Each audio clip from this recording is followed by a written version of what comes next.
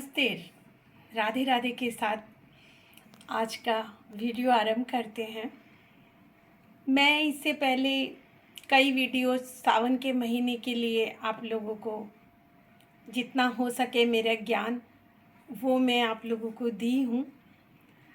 तो इस सावन में ऐसा क्या करें, क्योंकि आप लोग काफ़ी साल से, ऐसा तो नहीं है कि सावन नहीं करते आ रहे हैं, किंतु बहुत लोगों को ये होता है कि हम लोग फलीभूत नहीं हो रहे हैं या कोई चमत्कारिक हम लोगों के जीवन में ऐसा कुछ नहीं हो रहा।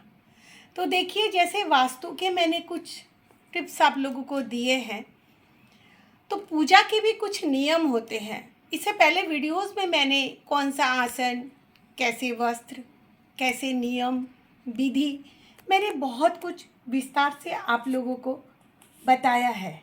और अगर ज़्यादा जानकारी चाहिए तो आप मेरे पुराने वीडियोस को देख सकते हैं।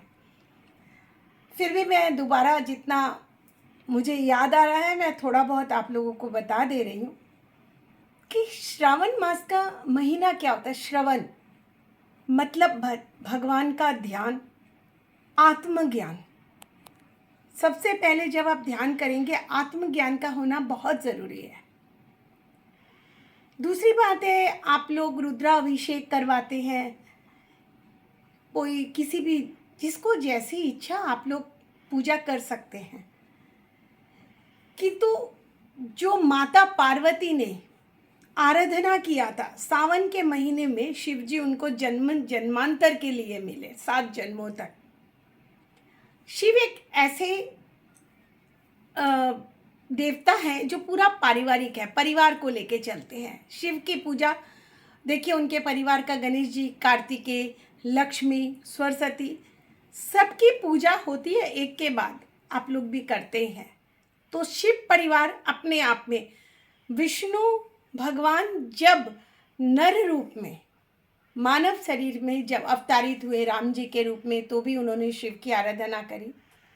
उसके बाद कृष्ण जी हुए, तब भी शिव की आराधना करी। तो वो गोपेश्वर गोपी बन के तक कृष्ण जी को देखने गए। सब कथाएं आप लोग सुन चुके हैं, जानते हैं कि तो शिव एक शक्ति को प्राप्ति करने के लिए राक्षसों ने, राक्षस मतलब ऐसा नहीं है कि जो नरभक्षी होते उसको राक्षस कहते हैं, जिनमें बहुत ताकत हो, किंतु उनमें मानसिकता, एक डिटर्मिनेशन होता है कि हमें ये करना है। साधना में देवताओं से भी कहीं आगे राक्षस होते हैं।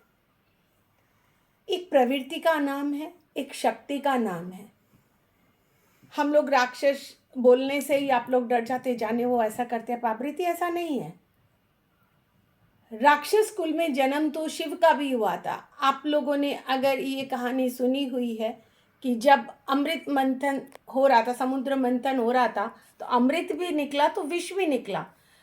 विषपान से पूरे देवता दानव सब खत्म हो जाएंगे, इसलिए शिव जी ने विषपान किया। इसीलिए ना पानी, क्योंकि वो यही महीना था, तो बदन में जलन हो लगी, कंठ में विष अटक गया। तो उसके लिए जब जल की ज़रूरत पड़ी, सबसे पहले किंतु रावण ही थे, जो वो शिव के भक्त थे। उन्होंने देखा कि हमारे देवता तो बहुत विचलित हो रहे हैं। उन्होंने सबसे पहले जल का कलश लाके किंतु शिव जी को ही चढ़ाया कि भगवान शांत होइए। उसके बाद तो संसारी लोगों ने, चला ये कथा अलग है, बाद में विस्तार से करेंगे। किंतु आप सावन में पूजा कैसे करें? देखिए, पूजा पाठ होता है किंतु कुछ नियमों का ज़रूरी है। जैसे सावन में आप लोगों ने पता नहीं सुना है, नहीं सुना, ये बहुत दुर्लभ चीज़ है, विष्णु सहस्त्र नाम का पाठ जो माता पार्वती करती थी। विष्णु सहस्त्र नाम का आप लोग पाठ करिए। अगर कुछ अपने जीवन में अच्छा चमत्कार देखना चाहिए, किंतु मन से आप किसी का पाठ करें। ऐसा नहीं कि आप रीडिंग कर रहे हैं, आप गुणगान कर रहे हैं उनके नाम का, तो शांति से एक एक शब्द क्लियर होना चाहिए। दूसरी बात, जब आप लोग भगवान की आरती करें, शंखनाद शिव की पूजा में, वैसे तो विष्णु के भगवान की पूजा में भी ज़रूरत है, किंतु शंखनाद बहुत ज़रूरी है। बिना शंखनाद के शिव की और विष्णु की पूजा अधूरी है। आप लोग कितना ही घंटी बजाइए, करताल बजाइए और कुछ भी, जो भी गाजा वाजा बजाइए, किंतु शंखनाद बहुत ज़रूरी है। इसके बिना कभी भी पूजा पूर्ण नहीं होती। इसका आप लोग ध्यान रखिए और शंखनाद हो इसका आप लोग प्रैक्टिस भी कीजिए, क्योंकि मैंने देखा है बहुतों के घर में घंटी की आरती होती है तो शंखनाद नहीं होता। ये बहुत ज़रूरी। पहले आप देखिए ऋषि मुनि भगवान को जब जागृत करते थे या संध्या आरती होती थी, किंतु शंखनाद बहुत ज़रूरी है। ये साइंटिफिक इसका भी बहुत सारा रीज़न है, मैं आगे आप लोगों को बता दूंगी।